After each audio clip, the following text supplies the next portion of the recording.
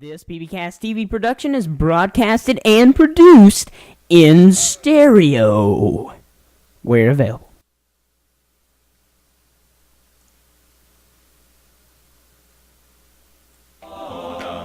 For the longest time. Whoa, for the longest. If you said goodbye to me tonight. Hello and welcome into PB at Night, episode 25. This is Thursday, February 10th, 2011. I'm Nick Jones, your host. Inspired by you, that hasn't happened for the longest time. This is the a cappella group On the Rocks. They're pretty famous on YouTube. You can just find their videos by making a Google search On the Rocks or on YouTube. They've got a website here, uontherocks.com. Here's their website if you'd like to check them out. Whoops, wrong screen there. There you go. It's OU as in, UO as in University of Oregon. That's where they attend school at. ontherocks.com. I would encourage you guys to check it out. They're pretty cool.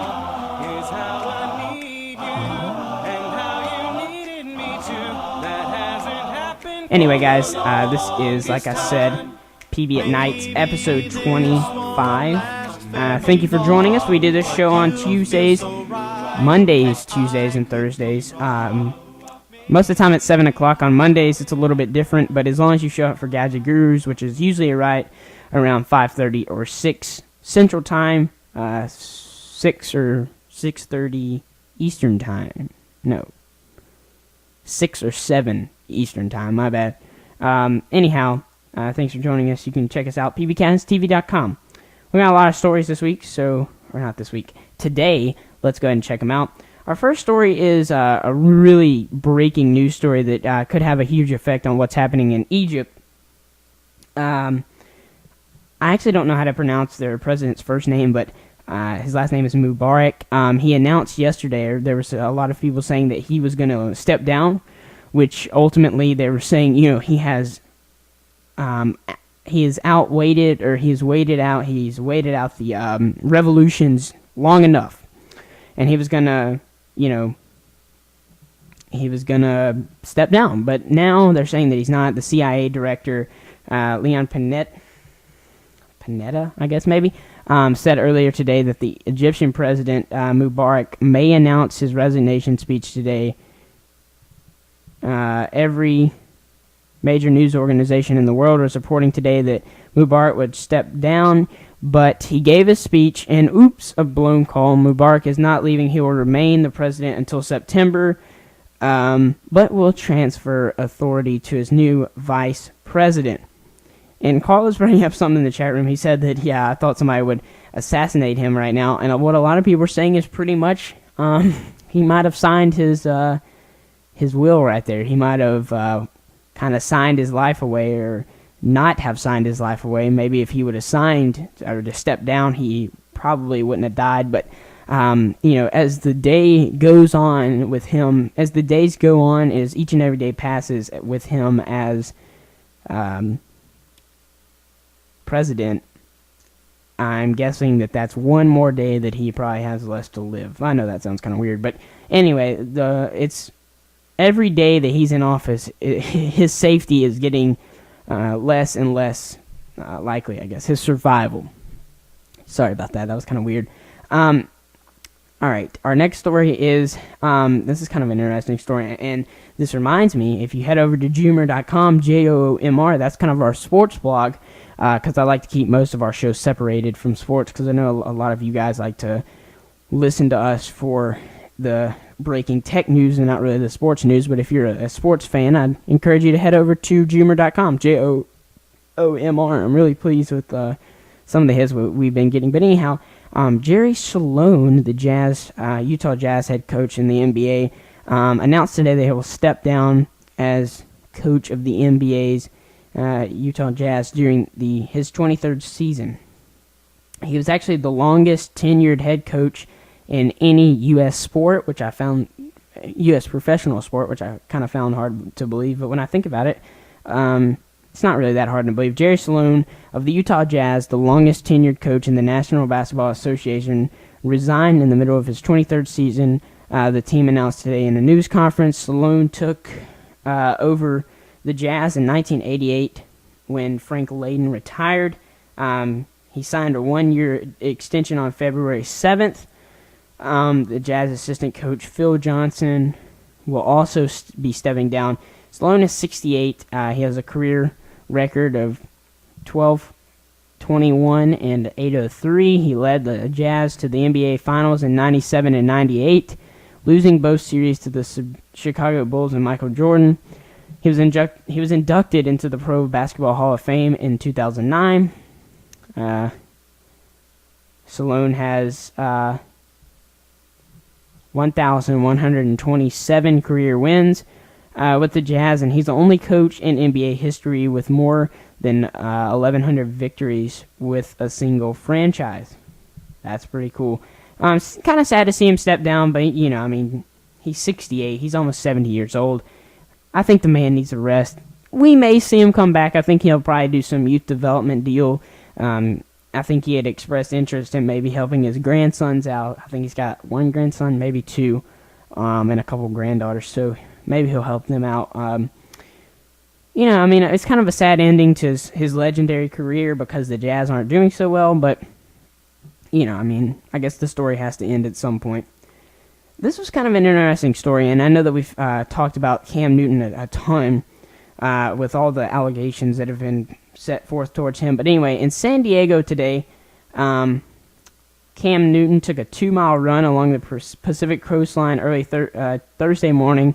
Then he took his first tangible steps on a likely climb up the draft board.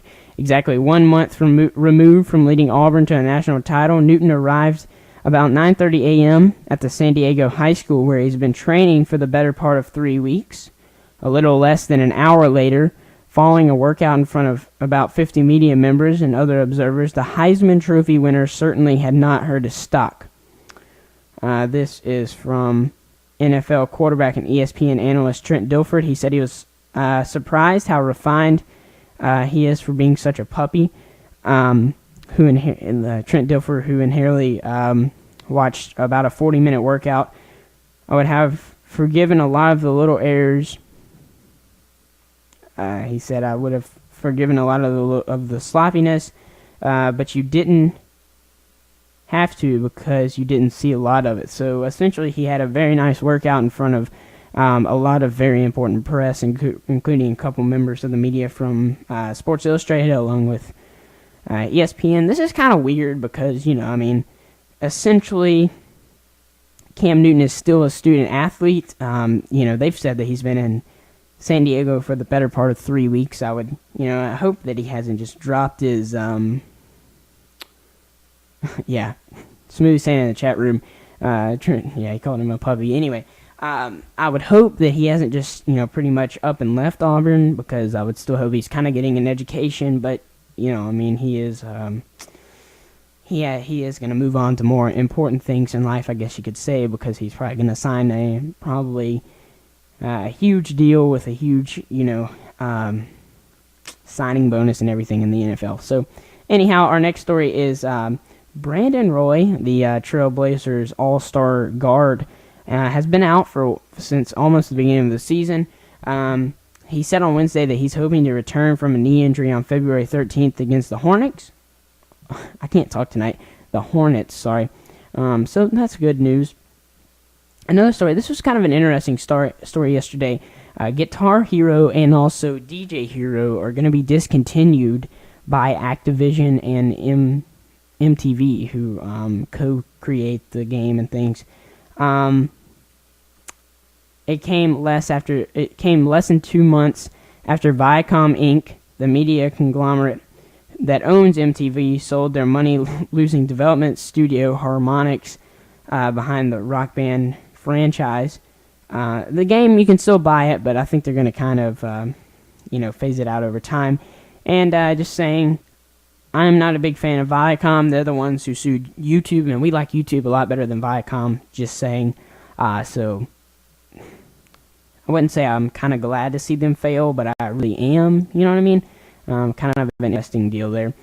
And our final, actually, I guess we got one more. So I might play you guys a YouTube video. We're running kind of, I guess we can play it. This is a nice web app, or a nice, yeah, Smoothie is saying it was getting old. They were just kind of not putting that much development into it anyway. I don't have a Mac, but I know a lot of people who do have a Mac, and a lot of people have been raging about this new application. It's called Sparrow. Sparrow is a minimalist mail application for Mac. It is left beta, and it has been officially released through the Mac App Store at its introductory price of about $10. It offers a streamlined user interface through a window that pops up from the program's dock icon, and cutting out the clutter and delivering an unfussed experience. Is that fussed? I guess. Anyway, to collecting, reading, and sending email. Version 1 currently only supports Gmail accounts.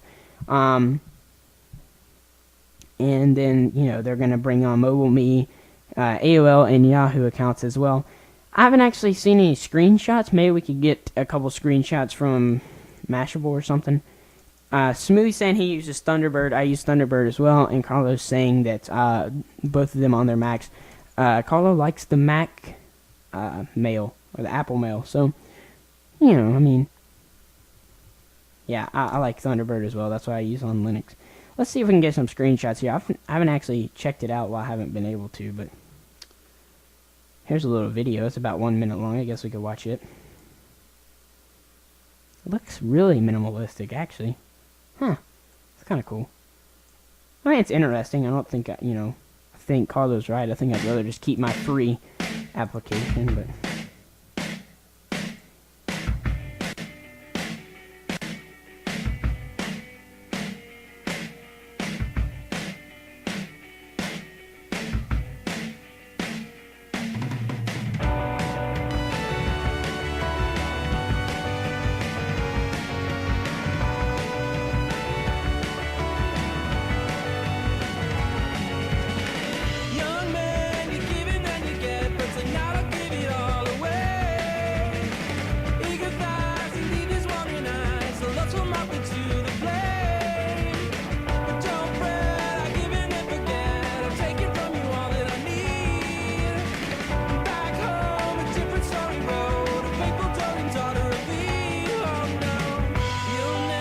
So, I mean, it looks interesting. You can find it at sparrowapp.com if you have, a Mac and you might want to try it out. $10, that's kind of a steep price for me, especially considering I use, I think all three of us use free applications for our mail. So, you can try it out if you want. I saw a lot of people interested on Twitter, so that's why I kind of covered it. But anyway, I think Carlos saying it looks more like a Twitter application, and at first glance, I don't know if why this is. I guess it was the tab feature over at the side, but it kind of reminded me of the new Twitter app, the Twitter for Mac application that you can also find. Is the Twitter for Mac is free, right, Carlo? I think it is, right? But anyway, I was going to show you guys a video if we had time, and I think we do have time, so yeah, Twitter for Mac is free. I think I'd rather have Twitter for Mac I'm just saying, but anyway. I don't know if you guys have seen this. I know a lot of the sports fans out there probably have already, but if you haven't, it's a really cool video even if you're not a sports fan. It's called Trick Shot Quarterback. Let me see if I can find it here. And the guy's name is Johnny Mack, and he is the quarterback of the Yukon football team, which went to the Tostitos Fiesta Bowl. And I don't think I'm going to play it all because it's 5 minutes, but we will link to it in the show notes. And it's got over, let me show this guy to you. It's got almost 2 million views in 2 days. Actually, 2 days, because it was uploaded on the 8th. It's got 11,143 likes. So I figured this is kind of going viral, so we might show a little bit of it.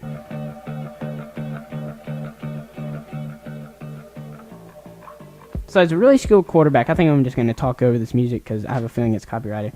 So if you could see there, he does like a lot of different things with the football. It's pretty cool how he does these things.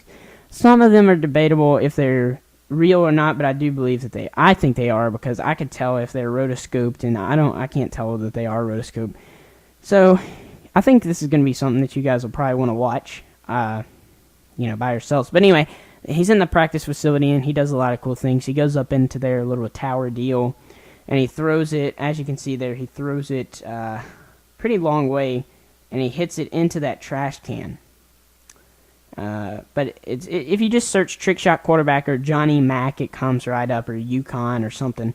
You can check it out. But anyway, I thought that would be kind of fun for you guys to watch, and the link will be at the show notes. In the show notes. Speaking of the show notes, you can check out the show notes at pbcasttv.com. You can also follow us on Twitter, twitter.com/pbcasttv. You can follow me on Twitter, twitter.com/thatnickjones, and make sure to follow Jacob on Twitter as well. He's on YouTube and Twitter by the same name, twitter.com/freakinhuge, FREAKINHUGE.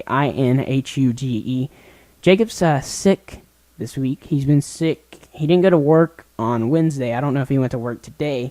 But he does vlogs every day.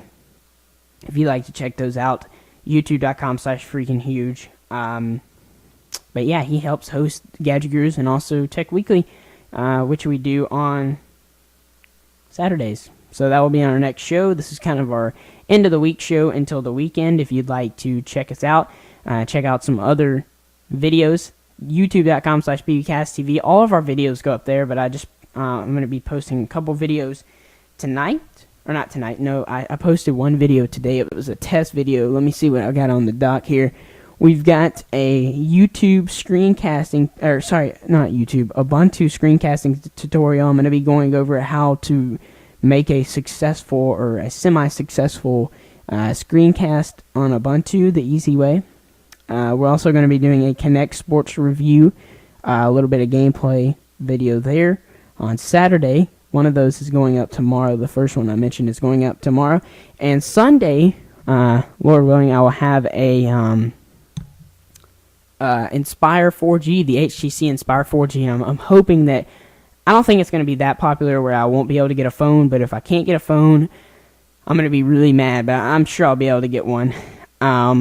It launches on Sunday, and I'm running the Mercedes Half Marathon on Sunday.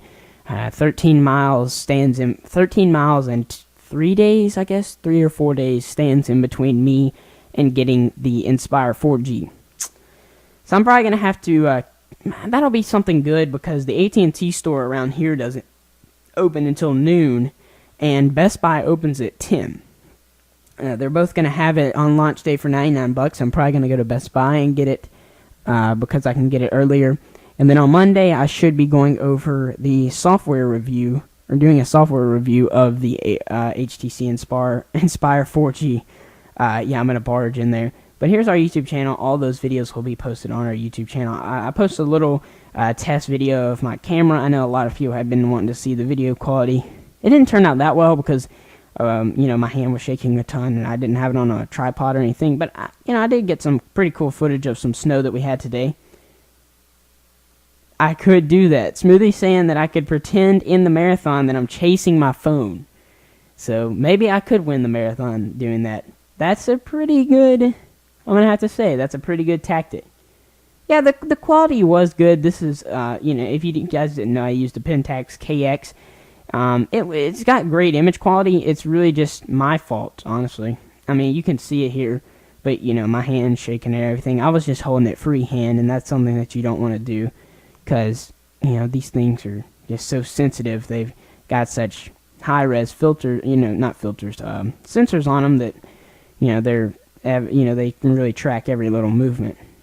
But yeah, I'll strap the phone onto a string. But the marathon starts at 7 a.m., so hopefully I'll be done. My parents are wanting to stay for a little while, so I may end up having to go. I'll probably hit up Best Buy first, because I'm hoping that there's not going to be any lines, but if there is, I've got 4 or 5 AT&T stores in about a 25 to 30 mile radius, and I'll probably pass most of them on the way home from the marathon, so that should be fun.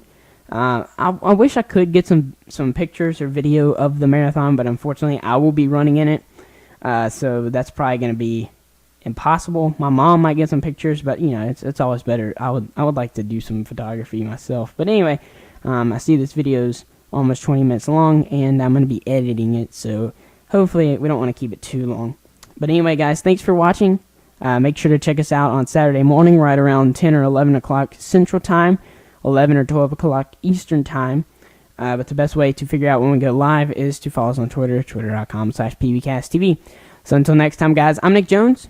Hope to see you soon. Peace.